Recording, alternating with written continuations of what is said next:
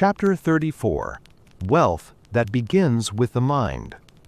Wealth is commonly treated as an external problem. People speak of income, market timing, business models, leverage, investments, real estate, opportunity. They speak as though wealth is primarily a set of moves that must be discovered, a strategy that must be learned, a game that must be entered correctly. These factors matter. They can change a life, yet they are not the first layer. The first layer is the mind that executes the moves, endures the waiting, survives the setbacks, and repeats what works long enough for compounding to occur. Most people do not fail at wealth because they lack information. They fail because their inner life cannot sustain the demands of building. Building wealth is less about ideas than it is about continuity. Continuity requires a particular relationship to emotion. It requires the ability to act when the day feels ordinary, to persist when results are slow, to remain steady when uncertainty rises. Wealth is built on delayed gratification and long feedback loops. It is built on repetition and restraint. These are psychological capacities. A person without emotional discipline can understand the correct actions and still fail to perform them because their attention and behavior remain governed by mood. This is why so many people remain financially unstable in environments where information is abundant. They learn the concepts, they do not build the inner structure.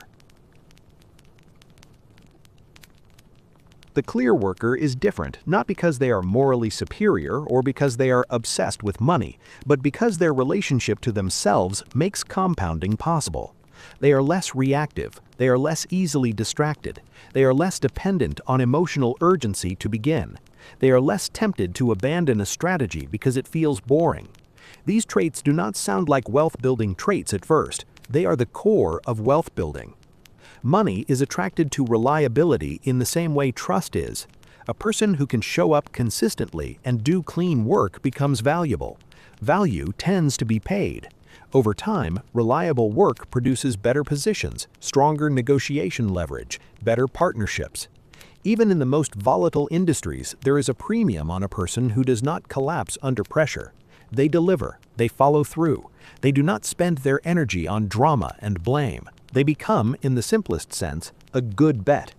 Being a good bet is one of the most practical forms of wealth. It creates opportunities without needing to chase them. A clear worker is also less likely to leak money through emotional impulse. Much financial fragility comes not from low income, but from emotional spending. People buy relief, they buy status, they buy distraction, they buy comfort in moments when they cannot tolerate their own internal noise. This spending is rarely about the object purchased, it is about regulating mood. When the mind becomes quieter, the need for regulation through consumption weakens. The person becomes less vulnerable to the small emotional triggers that quietly drain their accounts. Boredom, stress, social comparison, the desire to feel in control. A quieter mind does not need as many purchases to feel stable. This is not austerity, it is reduced leakage. Reduced leakage matters because wealth is, at its core, retention. People fixate on earning more and often ignore how much they lose through noise. Noise produces both financial leakage and cognitive leakage.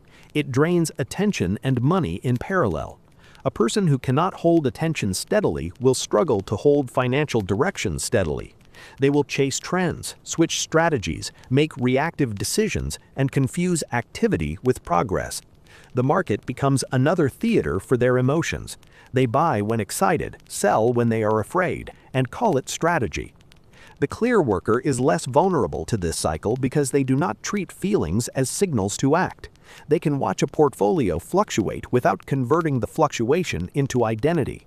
They can experience a downturn without panic. They can hold a position without needing constant stimulation. The emotional neutrality developed in work becomes emotional neutrality in investing. This neutrality is not coldness, it is proportion. It keeps decisions tied to principle rather than tied to sensation. Proportion is one of the rarest financial advantages. It prevents catastrophic error. Many financial setbacks are not the result of poor math, they are the result of moments of emotional distortion. A person gets excited and overextends. A person gets afraid and liquidates at the wrong time. A person feels behind and takes reckless risk to catch up. A person feels powerful and takes unnecessary leverage. Emotional distortion is expensive. A person with inner governance is less likely to make expensive moves quickly. They are slower where slowness is protective. They are decisive where decisiveness is required. There is also a deeper connection between attention and wealth that is rarely stated plainly. Wealth building is attention allocation over time. What you pay attention to becomes what you improve. What you improve becomes what you can monetize. What you can monetize becomes what you can invest. What you invest becomes what can compound.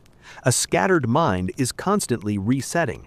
It never stays with a skill long enough to reach a level of competence that the market respects.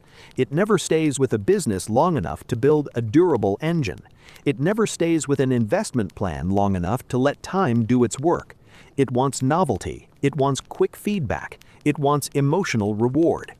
The clear worker can tolerate boredom, which is another way of saying they can tolerate long arcs. Long arcs are where wealth lives. A person who can work through the ordinary is a person who can build in ways that others do not. They can lay bricks when nobody is watching. They can persist in the middle period where excitement has faded and results have not arrived. They do not need constant intensity to stay engaged.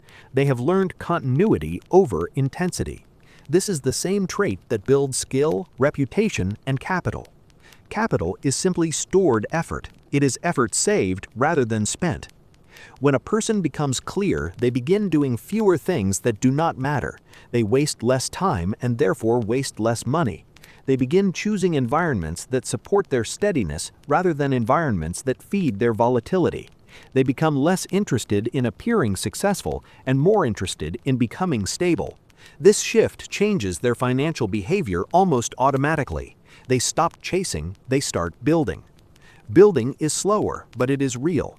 Real wealth tends to be quiet. It looks boring from the outside because it is not constantly reacting to the world. It does not need to announce itself daily. It grows through repeatable systems: consistent earning, controlled spending, deliberate saving, patient investing, long-term ownership. These systems require the same psychological capacities described throughout this book: present moment execution, separation of emotion from action, the ability to return, the refusal to negotiate endlessly with mood. A person who cannot run their mind cannot run a financial plan. This is not a moral statement, it is a practical one. Financial freedom is often described as escape from work. In reality, it is escape from internal chaos. Money can amplify calm if calm already exists. Money can also amplify noise if noise is the operating system. Many people imagine that wealth will quiet their mind. It often does the opposite. It increases options, and options increase the need for judgment. It increases exposure to risk, and risk increases emotional volatility. Without inner governance, wealth becomes another source of agitation, not a solution. This is why mastery begins with the mind. The clear worker becomes a clear builder of wealth because they have already learned the essential skill. They do not let emotion write policy. They can set a direction and follow it through days that do not feel rewarding.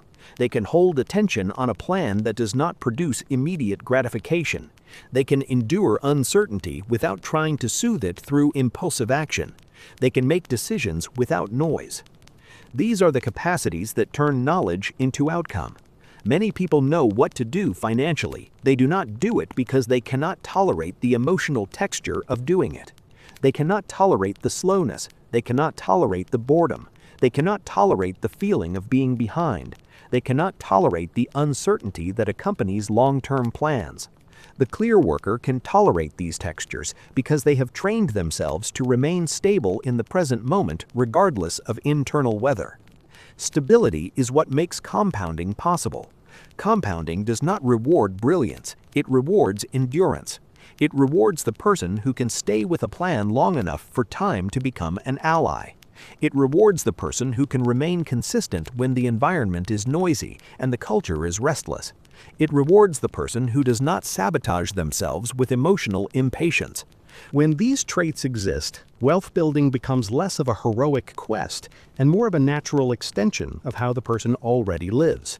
They already know how to build. They already know how to return.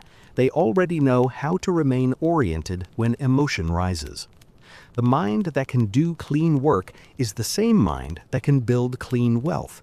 Not because the two are identical, but because both depend on the same foundation, a governed inner world that can sustain effort over time without turning the process into drama.